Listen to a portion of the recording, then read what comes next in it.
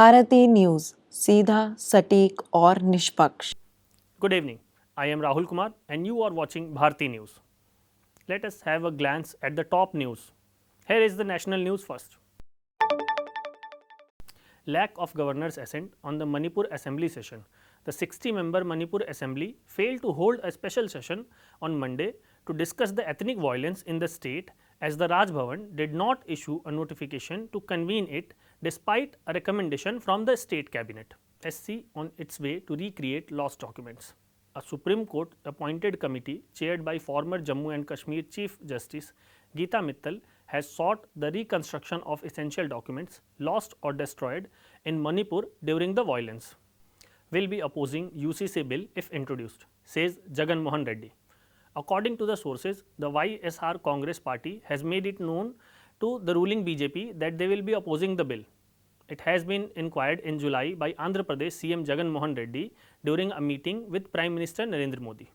Delhi government official arrested after being accused of raping a minor. The police on Monday arrested Primoday Khaka, a 51-year-old senior Delhi government official who has been accused of raping a minor. His wife is also taken into custody. The government has meanwhile placed him under suspension. Prime Minister Narendra Modi said that more jobs are available for people and their income is growing. Prime Minister Narendra Modi said that the income tax return data showed that the average income of Indians had tripled during his tenure and there will be more job opportunities for all. Now, news from around the globe.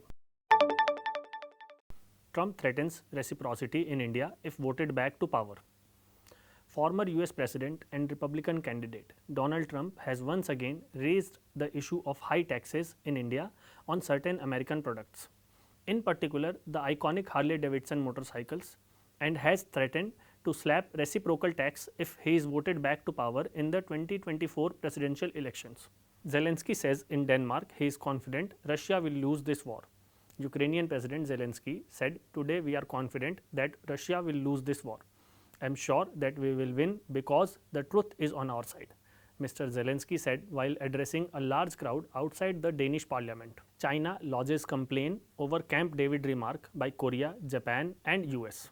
Israeli woman shot dead and man wounded in West Bank attack. Hundreds of Ethiopian migrants were killed by Saudi border guards. Now heading on to the business news. German baby skincare brand Sanosan eyes rapid growth. Sanosan, a premium German baby skincare brand, said it expects to grow rapidly in India, with the sales volume projected to double in 3 years.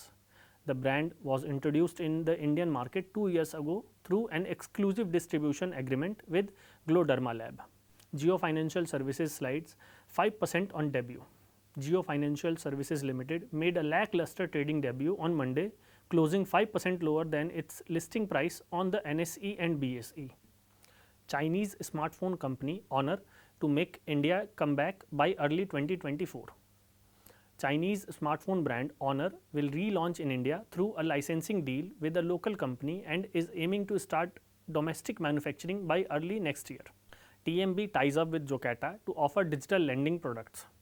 Tamil Nadu Mercantile Bank has partnered with fintech platform provider Jokata to offer digital lending products to customers. Wipro appoints head for Wipro Enterprises Futuring. Wipro Limited said it has appointed Brijesh Singh as Senior VP and Global Artificial Intelligence Head for Wipro Enterprises Futuring. Now coming to the last segment, the sports news. Djokovic wins marathon against Alcaraz.